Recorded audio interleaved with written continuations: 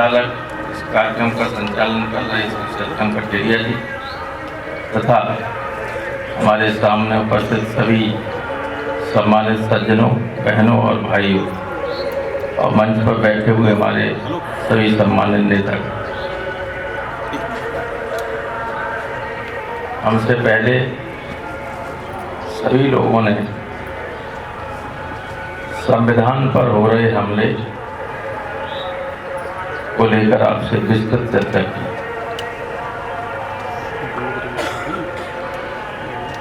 इस तरह से ये भारतीय जनता पार्टी की सरकार संविधान की आत्मा के खिलाफ काम कर रही है और बिना संविधान में संशोधन किए हुए भी ऐसे कानून बना रही है जिससे संविधान संशोधित हो जाता है, जो गैर कानूनी।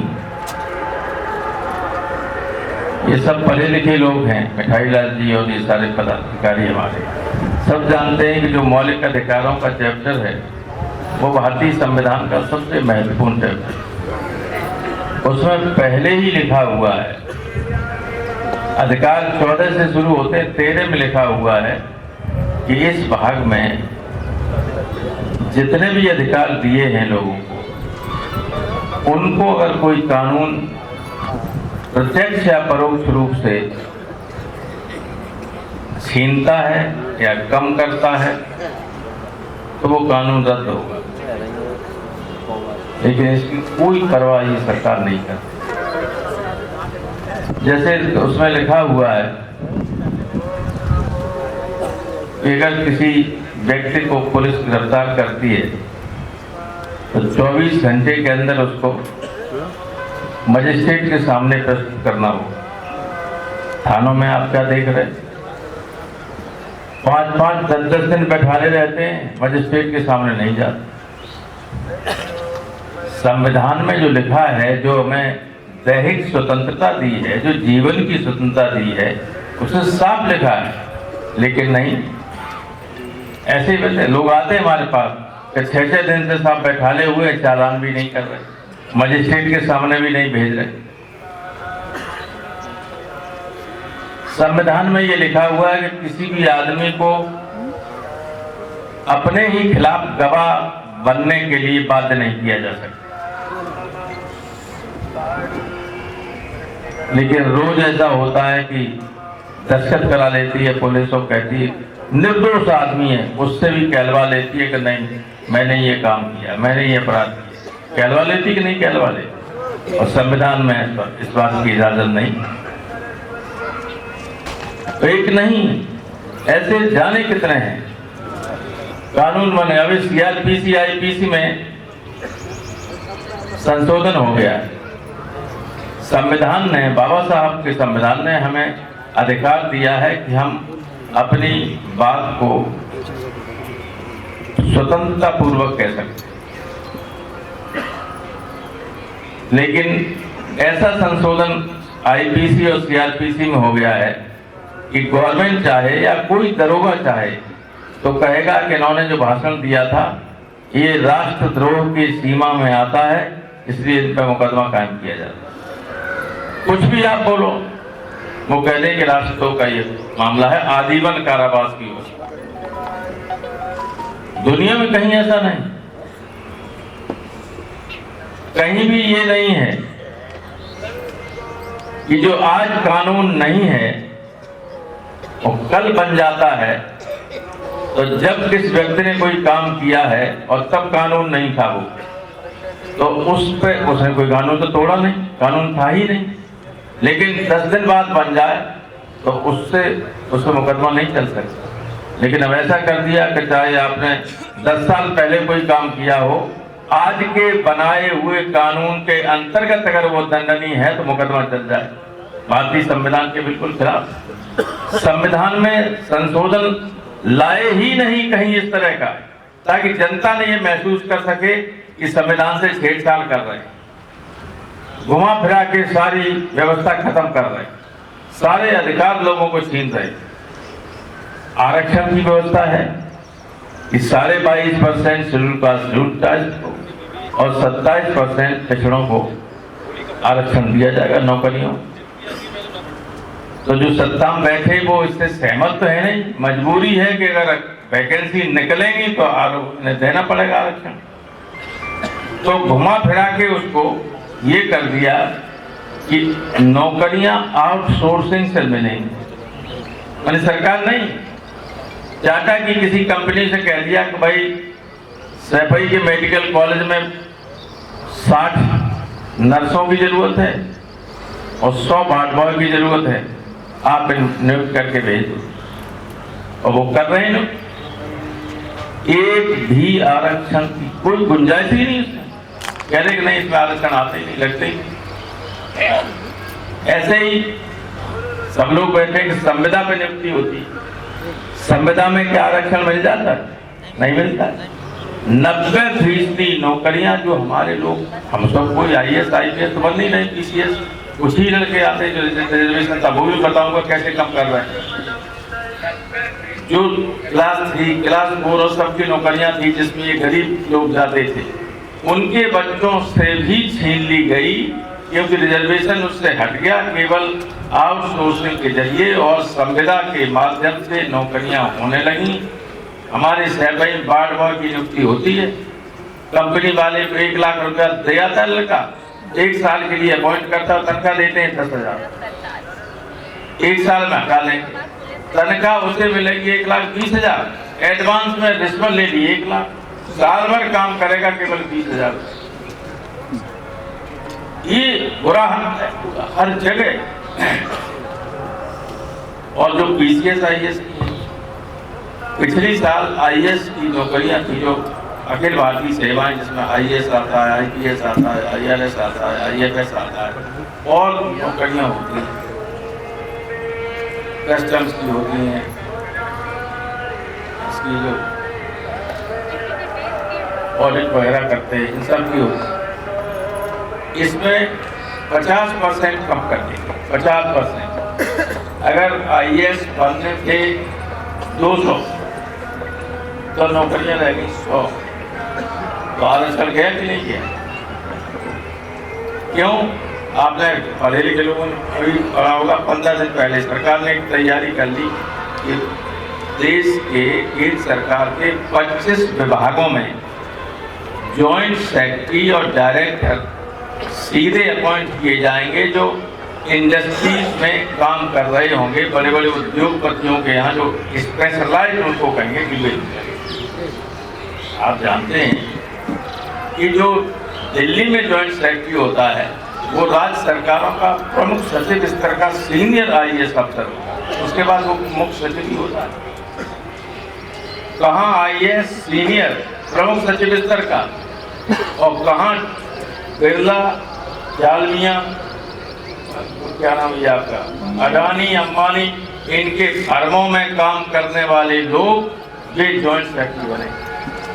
कोई रिजर्वेशन नहीं, अभी तक 25 बन चुके, पहले एक भी दलित, पिछड़ा या अल्पसंख्यक उसमें नहीं, एक भी, मैंने संसद में उठाया ही, वो सिंगल होता है। हम सिंगल तो जब नहीं देना है आरक्षण, सिंगल हो ही जाए। जब आप कह रहे हो हम 10 कर रहे हैं पॉइंट, तो 10 में 5 होने चाहिए, तो उन्होंने वर्टिकल जब मनसा ही देने की नहीं है, तो मैं इसलिए कह रहा हूँ कि सारी सैद्धांतिक बातें हमारे लोगों ने पहले ही आपको बता दी हैं। किस तरह से हमारे हकों को छीना जा रहा है, किस तरह से अन्याय हो रहा है, किस तरह से हमारी बात कोई सुनने वाला नहीं। सारे देश में आतंक का माहौल ऐसा हो गया है कि जजेज भी डरने लगे, ED में ऐसे संशोधन कर दिया गया कि FIR करने की कोई जरूरत नहीं, कोई आवश्यकता नहीं। कहीं ED किसी के घर चली जाएगी, गिरफ्तार कर ली जाएगी, कोई FIR नहीं, FIR बाद में होती रहेगी, पता ही नहीं उसे क्या आरोप। गायत्री प्रजापति की सजा हो गई काफी नहीं, आज उनके सारे ठिकानों पे ED छापे, इसलिए कि अभी ये चुनाव राज्यसभा का हुआ था, उसमें उनकी पत्नी MLA है हमारी पार्टी की, वो वोट देने जरूर नहीं आई, लेकिन बीजेपी को वोट नहीं दिया, दबाया बहुत ज़्यादा। उन्होंने कहा वोट देने नहीं जाएंगे, लेकिन बीजेपी को वोट नहीं देंगे। बीजेपी को वोट देने नहीं गए तो आज उनके सारे रिश्तेदारों के यहाँ सब पर छापा पड़ गया। आपने देखा किसी प्रकाश का छापा पड़ा? ईडी का। अगर विपक्ष का है तो भले ही पड़ा हो, वरना सब ऐसे ही लोग हैं छापे पड़े। जलाने धमकाने का काम हो रहा है। इसलिए मैं आपसे कहता हूँ कि इमरजेंसी में भी लोगों को बहुत डराया धमकाया गया था, और जब इमरजेंसी हटी, मुझे याद है चौधरी साहब ने कहा मुलायम सिंह चुनाव लड़ने से कोई फायदा नहीं, डर के मारे कोई वोट डालने नहीं जाएगा। तो नेताजी ने कहा कि कार्यकर्ता तो अपने जाएंगे, कब से कहीं इधर उधर नहीं जाएंगे।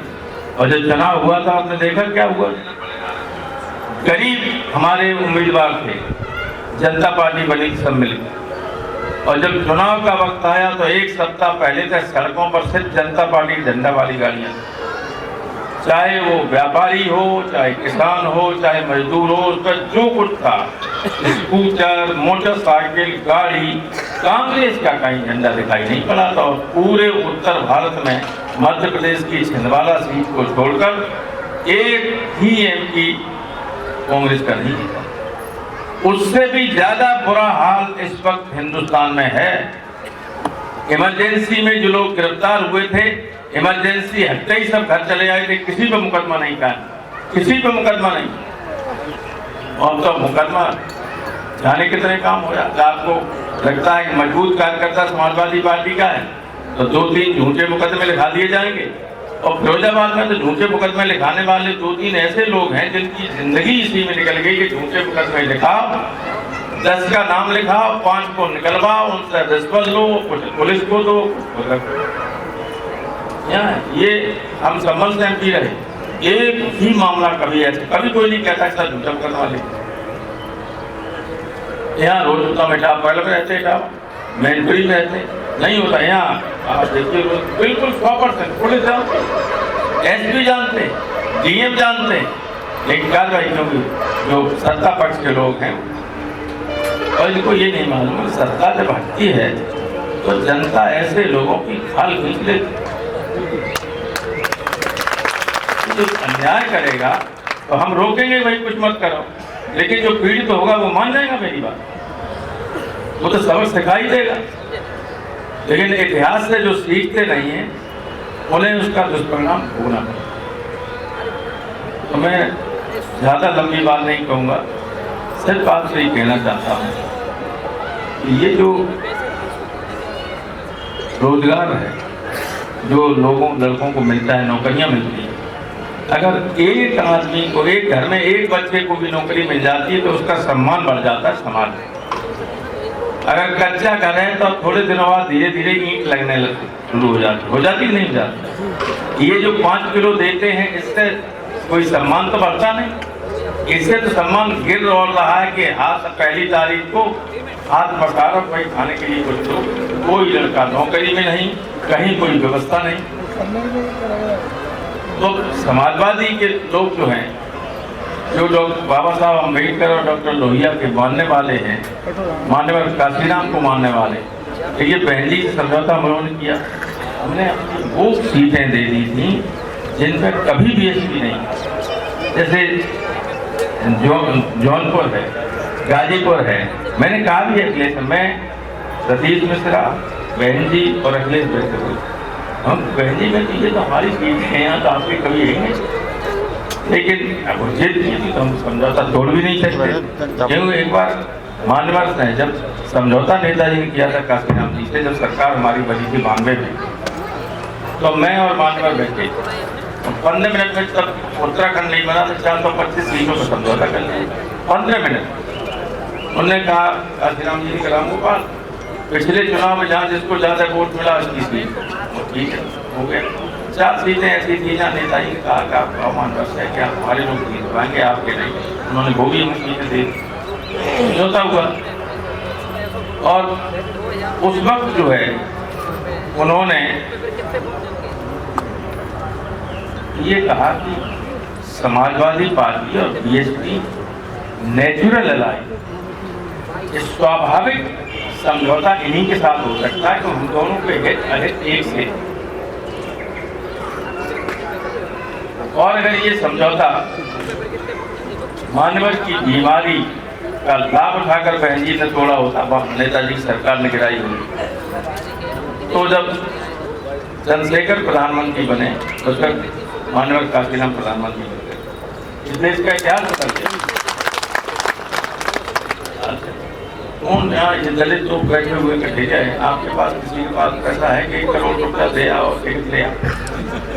भाई आप जिस समाज का प्रतिनिधित्व करने का दावा करते हैं उसके किसी आम आदमी को टिकट नहीं दे सकते। किसी को, एक भी आदमी ऐसा नहीं है जो बिना पैसे के टिकट पाए। तो इस गरीब समाज में से ऊपर कैसे आ पाए? समाजवादी पार्टी जिनको देती है, हमारे 3 बार का MLA, हम इनको चुनाव लड़ाने के लिए पैसे देते और हैं, लेने की बात वहाँ उल्टा होता। तो इसलिए मैं कहता हूँ कि आपका सही वफादार कौन है, दूर तक आपके हितों की रक्षा करने वाला और आपका सम्मान को बढ़ाने वाला कौन है, इसको पहचानना पड़ेगा। क्योंकि अभी तक एक भी सीट एक डिक्लेयर नहीं किया अभी तक। अब जो चर्चा है वो हम कहेंगे तो कल से बारी में देने लगे तो बोल हम लोग कभी नहीं चाहते थे कि समझौता।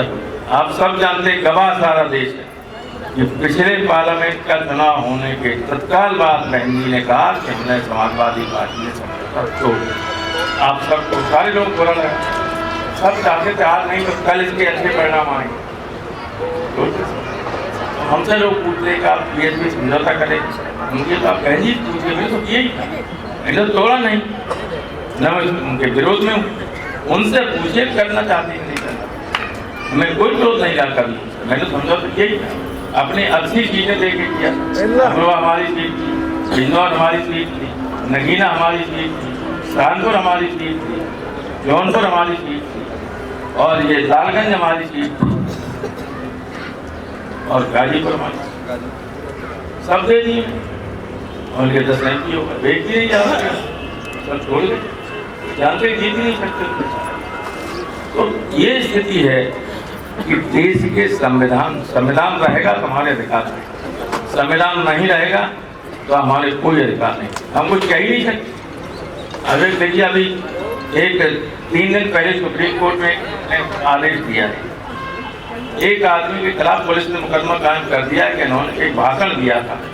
तो भाई ये तो भाषण जो है सरकार के विरोध में, तो सुप्रीम कोर्ट ने वो मुकदमा कैंसिल किया और ये कहा कि हिंदुस्तान के किसी भी आदमी को सरकार की आलोचना करने या जो उसका चाहे सरकार का अच्छा कदम है, अगर उसे लगता है कि खराब है तो उसकी आलोचना करने का हक है। आप मुकदमा नहीं करते, फ्रीडम ऑफ एक्सप्रेशन आर्टिकल 19 में यही है, आर्टिकल 20 में यही है। आप नहीं रोक सकते, मुकदमा कायम करते, सुप्रीम कोर्ट को हस्तक्षेप करके उसे छोड़ना पड़ा। तो संविधान है तो सब कुछ है, और संविधान आप देखिए आज एक खतरा और हो गया है। न बिल्कुल आज ही